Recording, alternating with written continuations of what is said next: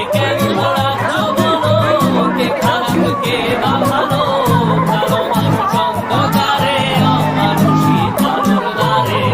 এ কেমন হচ্ছে খেলা, চারিদিকে কষ্ট মেলা, কে কোথায় যাচ্ছি ভেসে, থামবো কোথায় অবশেষে। রাজার রাজ্যে সবাই গোলাম, করতে হবে রাজার সুনাম, না হয় তোমার গলা যাবে বিরাট কঠিন শাস্তি।